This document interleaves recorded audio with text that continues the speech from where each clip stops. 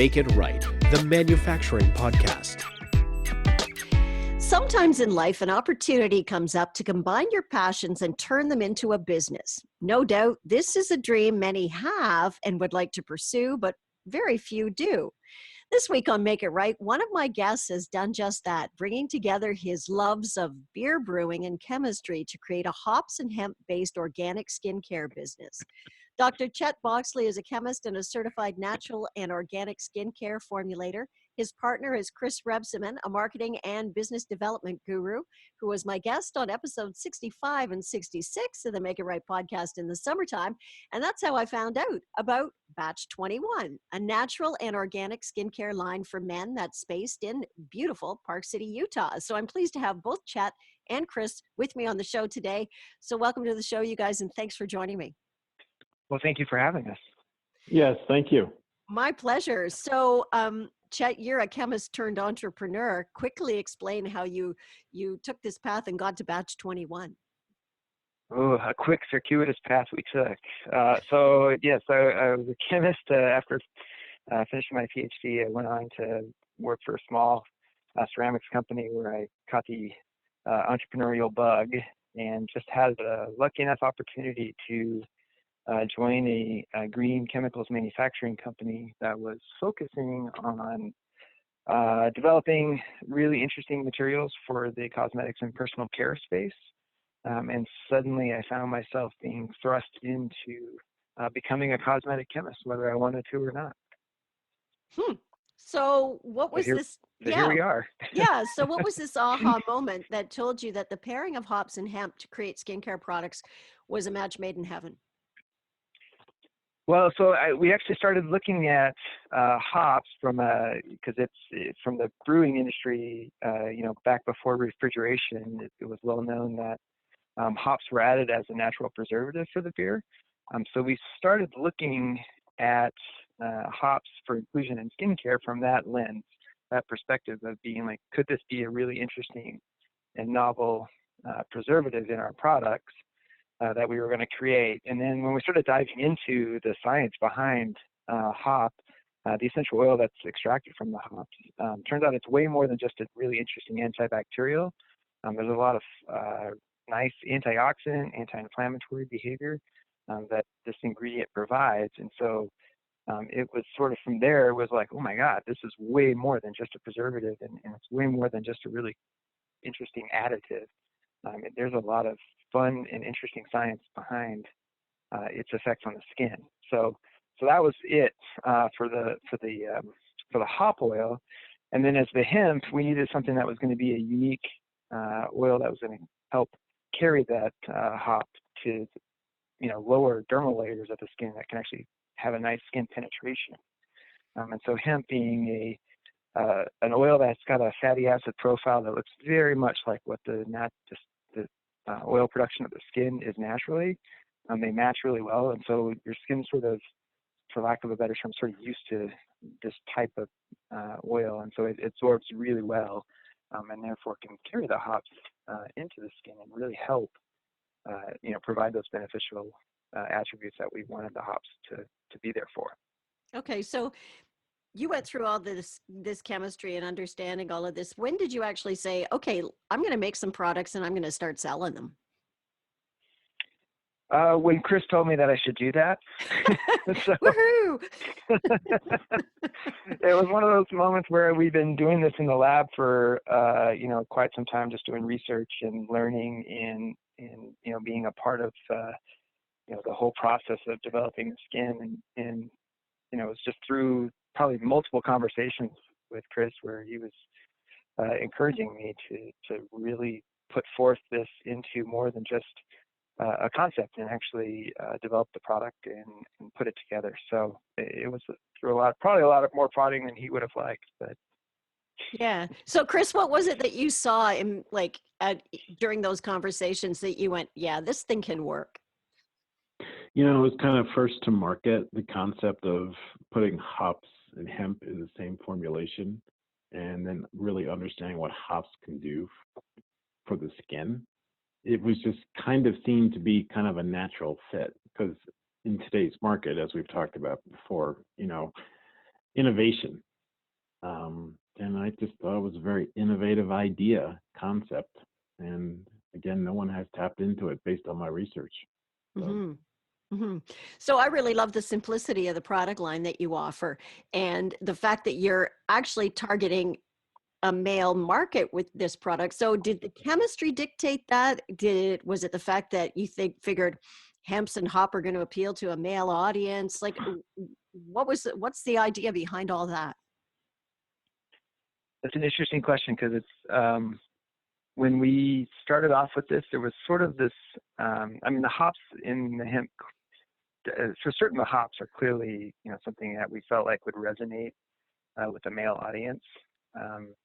But when we created the products, we felt like they were skincare for humans rather than non-gender specific type of products. But I guess as you start to develop the packaging and the brand and the look and the feel and the website that goes along with it, and all that sort of marketing package that goes around it, when you let two men do it with the who have a lens on that, whether intentional or not, what ended up happening or what ended up being produced is, I guess, somewhat of a more male-leaning product, even though it wasn't designed that way from a chemistry perspective. So what's in the bottle isn't necessarily a male-specific product, but apparently we've been told the packaging would lead you to believe otherwise.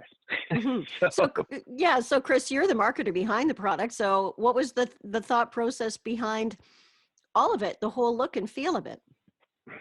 So there's 2 points. One point is that I can't take any of the credit for the packaging. Chett took most of the credit, because when I was in treatment for cancer, Chett actually took the lead and created all this. Okay. So my influence on the packaging was very limited. I think it's a very generic packaging style with class, and it can be sold both male and unisex. Because of the hops, I think the relationship of the hops is a tighter fit to male than it is female. Mm-hmm. But mm-hmm. in some of our data that we've gotten from the market is that it's both male and female user product. And the data that we have from our online purchases is that more females buy it than males. Now, with that being said, the females can certainly buy it for their husbands or boyfriends, Mm-hmm. but it's a very strict balance. It's balanced as far as that is concerned. But it's I don't think it really shows male or female. I think the male market today is larger. It's a growing entity. So that's just my input on it. Mm-hmm. So whose idea was it to do, because I love this, you've got a subscription model. And I think that that's fantastic, because invariably people start to run out of a product and they don't get online to order and blah, blah, blah. But if you have a subscription model, that, whatever X number of weeks, you're going to get your product in the mail and you're going to be good to go. Whose idea was that? I think it was a kind of a collective. I don't really recall. I think it was just one of those things as we were putting this together, it sort of just made sense, because I think I can only speak for myself, but I'm somewhat lazy when it comes to like remembering my products. Yeah. So I get several other personal care products and they're on a subscription basis. So I guess maybe it came from that. Mm-hmm. Mm-hmm. So what kind of challenges did you face getting approvals from, say, retailers, from the FDA? We're talking about a product, it's certified organic and natural, it's going on people's skin. What's all the detail in the background on getting things approved? So that's an interesting question. So it's even though it is a skincare product that you are putting on your skin and people are using hopefully daily, there is no requirement for an FDA approval for a skincare product that, there are certain restrictions and qualifications to that. So if it's providing some sort of medical benefit, then yes, the product would need to be FDA registered and approved. However, ours is not in that category, and so It doesn't require any FDA registrations. There are certainly some safety protocols, and the FTC, so the Federal Trade Commission, is the one who regulates the sort of the industry, in terms of marketing claims and things like that. So if your claims do get into an area where it appears as though you would become a drug rather than just a normal everyday product, then the FDA can step in and issue warning letters and so forth and so on. So we've intentionally kept out of that area, and that's, it's mostly about your messaging and how you're marketing the product. And so you can steer clear of getting in trouble with the FDA if you're careful. And so, we've had some help with that through Chris and some of his contacts and so forth. And, we've had to change a few things along the way. Chris, I'm sure, can tell you war stories with the folks at Whole Foods who are very strict and regimented in their, what's on the labels and everything like that. So it's been a pretty interesting process. Yeah, and I guess with Whole Foods, if they approve you for their stores, that says something about your product. So, Chris, do you want to carry us through that story about how you got into Whole Foods? Yes. So it's been, I don't mean to laugh, but it has been an interesting setup process. So Whole Foods, in the natural market, so if you can get certified by Whole Foods, you pretty much can almost get set up with any retailer because their requirements are so stringent. So to what Chett was saying, it's basically you have to be careful what you can claim on your label.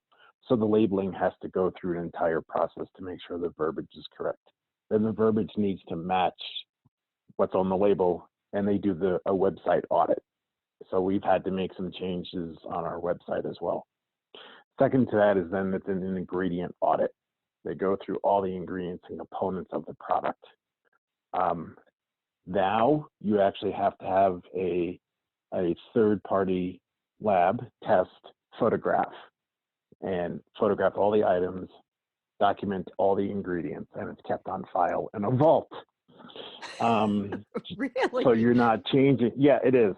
So you're not, and this vault I'm using as just kind of just being a little sarcastic, but it goes into a system just to double check to make sure that there's just no changes along the way. So if you happen to change your product and not inform them of it, it causes other problems. But the setup process has been months, and it's been, I get what they're doing. They're getting validation and making sure that we are compliant to their needs and wants to protect their consumer before they put our product on shelf. So I can understand the system. It's just a very long, very laborious, it's just a long process. And we've had some challenges around it. Nothing that we haven't been able to overcome, but it's been a very interesting process and a learning. I think it's been a little bit of a learning experience for both of us. And, it's great. But once we get certified by Whole Foods, we shouldn't have any issues with any other retailer. Yeah. Like they're a gold standard or something. Pretty much. Yeah, that's a good way of putting it. Yeah. But the uniqueness of the product is I'd reached out to the buying team, and we sent some samples in and followed up a couple of weeks later. And the buyer just, honestly, they tested it out, she passed it around, and they just really liked the uniqueness of the product, its story, its effect, its benefits, and I mean from a positive effect. So it just all gelled together. They like because again, one of the uniqueness of Batch 21 is the elasticity of the product. You don't need a lot for it to accomplish its goals. Okay. And so it has a lot of elasticity from a cost perspective. Anyway, that's kind of, it's been an interesting setup, but we're excited. Yeah. We launch in February. Cool. So so we're excited. So Valentine's presents for everybody, for all the guys out there, that's the Valentine present that'll come. There you go. There you go. Exactly. There you go. That's Chris Rebsamen and Chett Boxley, the two entrepreneurs behind Batch 21. And they'll join me again next week to talk about how they source their ingredients and manufacture their hops and hemp small batch skincare line, and how they're moving their Endeavour forward. I hope you'll join us then.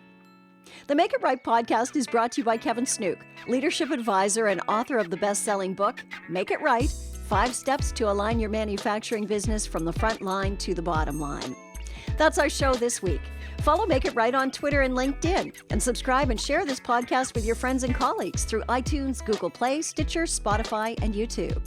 I'm Janet Eastman, and until next time, thanks for listening to Make It Right.